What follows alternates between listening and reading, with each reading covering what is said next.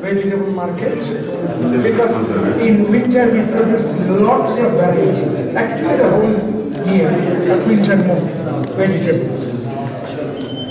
Rickshaw, which is a traditional thing in South Asia, in Bangladesh no exception.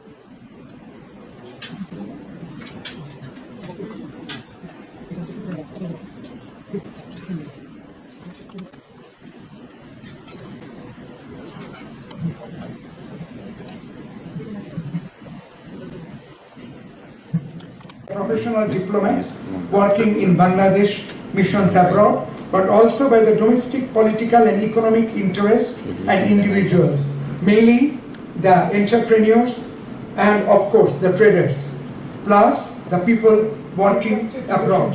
Will evolve significantly with the changing behavior of the global societies as well as the functioning of the economy and production patterns of almost all countries in the world. You will be happy to know that there will be a commercial wing very soon in our embassy in the near future for this particular son and a delegation. And we hope when the new commercial wing will be dedicated, will be established, it will be dedicated to further strengthening and promoting the bilateral economic and commercial activities between Bangladesh and Turkey. Before question, which also encompasses trade and entrepreneurship, for his kind presence as chief guest, because it's very much appropriate, and we hope the Bangladeshi professional students and others who are present here, they will benefit from his organization, and today they will be inspired by his speech.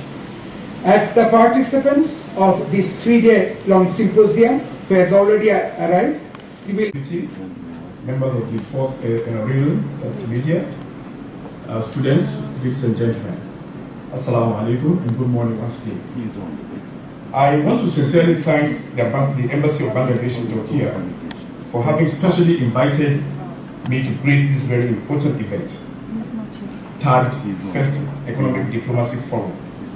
My appreciation also goes to the staff of the Embassy of Bangladesh for the wonderful arrangements. It makes us the 5th biggest economy today and with very high growth prospects.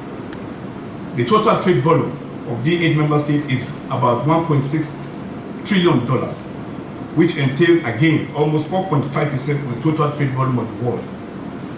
The 8 member states, including Bangladesh, are investment hubs for foreign investors as they host a share of 10% of the total foreign investment in the world and activities.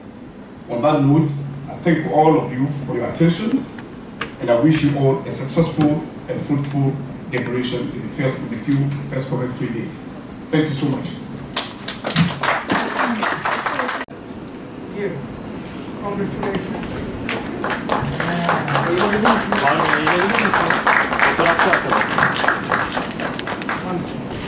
Thank you. Okay? Thank you very much.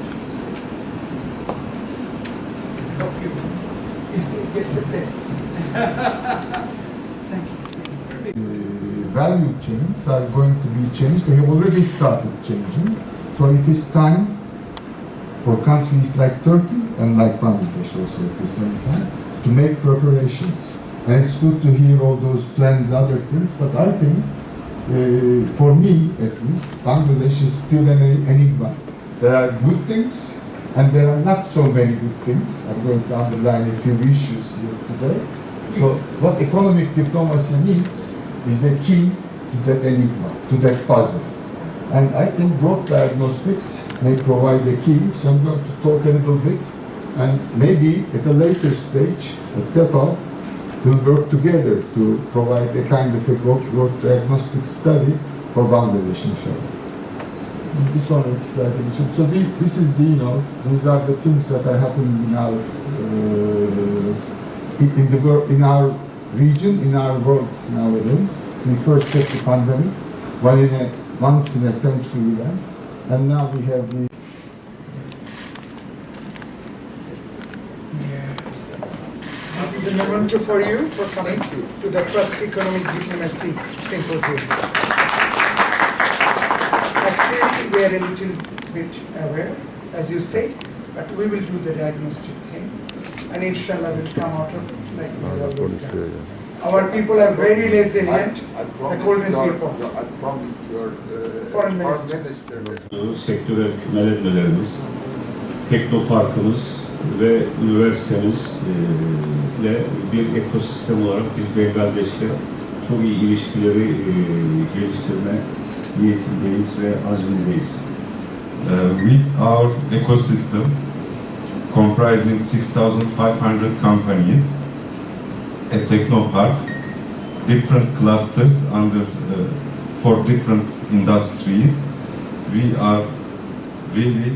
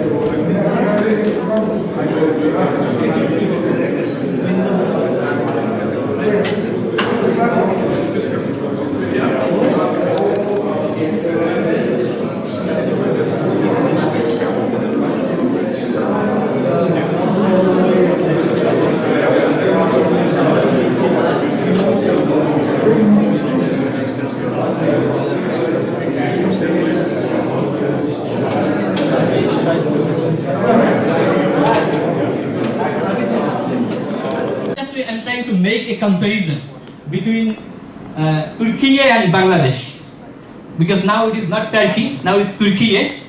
So in Turkey we see, so it is the larger than Bangladesh, almost 6 times larger than Bangladesh. But the country's inflation.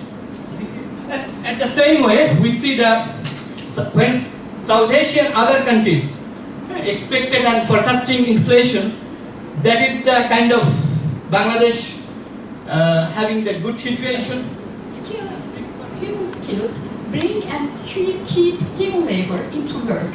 Human society needs to find new ways to reconcile and collaborate with machines, new digital technologies, without falling into a competition anxiety. You have been very familiar with these videos and discussions on Industry 4.0 and all very capable robotic technologies just, how to say, crashing human labor, and they are being like the winners of a competition. We are feeling the anxiety of losing our jobs, and we are feeling the anxiety of finding our skills, how to say, useless. Human skills are still useful, and human skills, human body has still some difference and distinction to command these new technologies for a fair future of work. That's what ILO... Please collect them. I'm telling before you leave today. Now it's my presentation, but before that I have requested Mr. Hassan show the